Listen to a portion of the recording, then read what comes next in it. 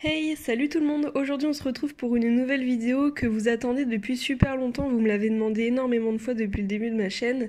C'est tout simplement vous montrer comment j'archive les prénoms de mes pet shops. Et donc vous allez voir que j'ai beaucoup de carnets pour archiver mes pet shops, à savoir que j'entends par archiver tout simplement noter les prénoms, noter quel pet shop j'ai, comment celui-ci s'appelle, etc. Et comment je m'y retrouve parmi quand même mes 5 carnets je crois, voire 6. Bref, j'ai beaucoup d'organisations différentes dans chaque carnet, vous allez le voir. Et je fais ça en fait à chaque fois que je publie un débrief sur ma chaîne.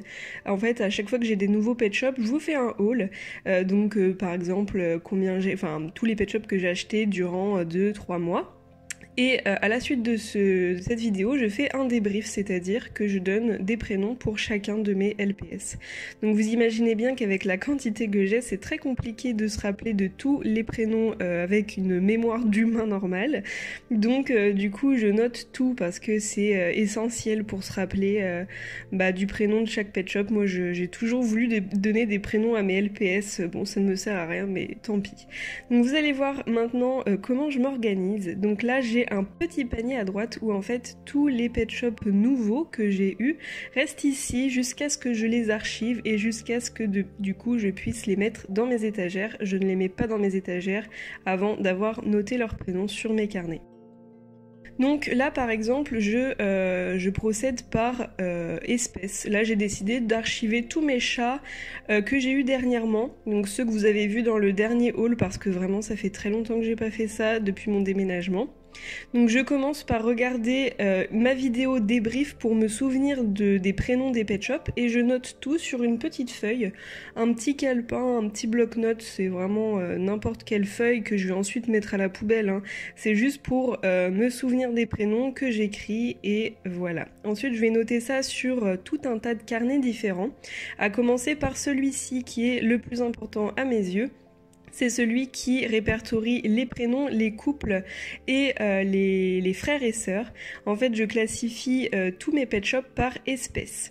Donc comme vous le voyez, il y a énormément de pages et en fait je marque par exemple famille reptile, famille chat et là par exemple aujourd'hui je fais la famille des chats. Chaque famille de chats a des espèces différentes, donc il y a par exemple les chats angora, les chats Maine Coon, les chats persans, les chats européens, enfin bref vous les connaissez tous.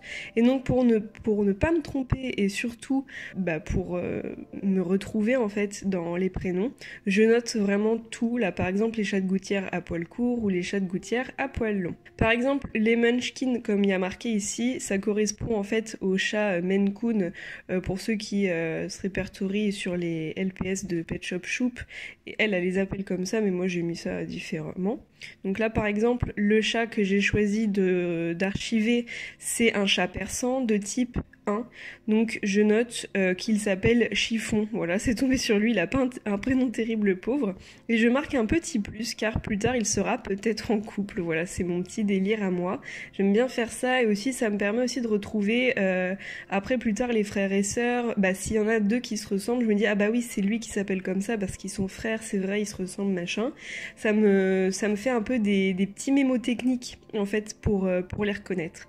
Là, par exemple, ce chat de gouttière, je me disais, non, finalement, il va être tout seul, celui-ci, donc je l'ai noté en haut, bon là, parce que j'avais plus de place.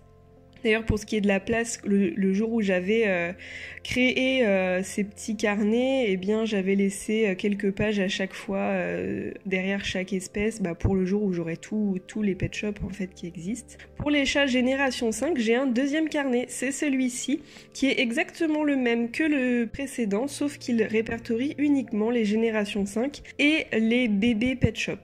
Donc pour ce génération 5 là, j'ai voulu aller voir dans mes étagères avec lequel je voulais le mettre tout simplement. Je me suis dit allez, ce chat là j'ai envie de le mettre avec quelqu'un, donc je note en fait à côté.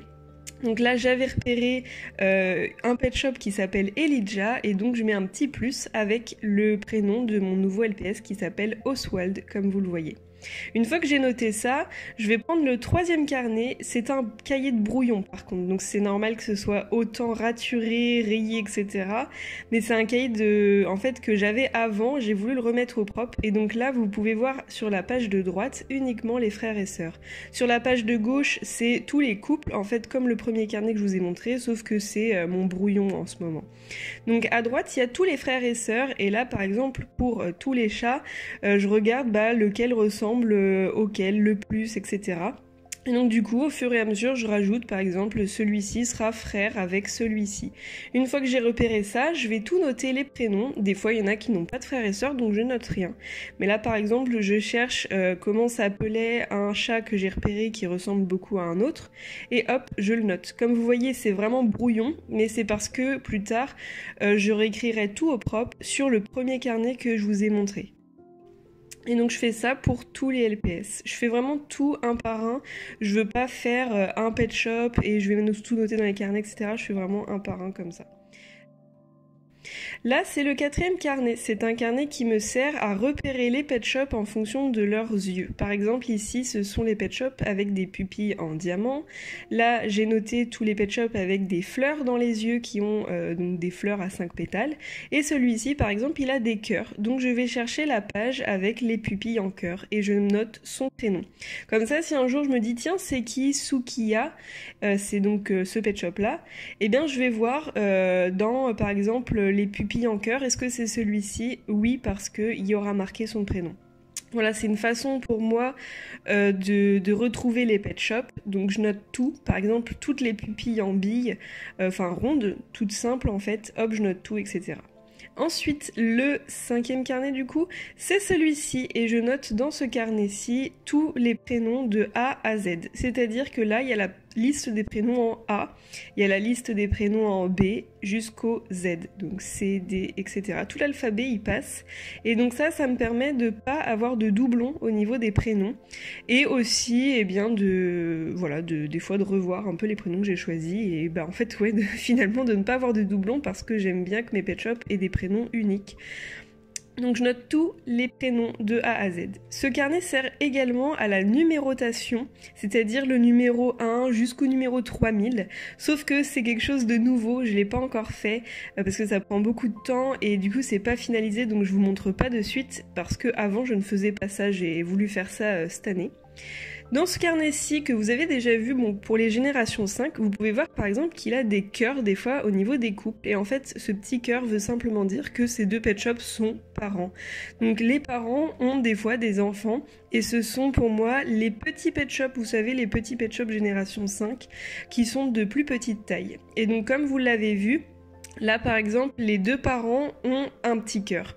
Ce petit cœur veut dire qu'il a un enfant. Donc, je me répertorie au deuxième carnet.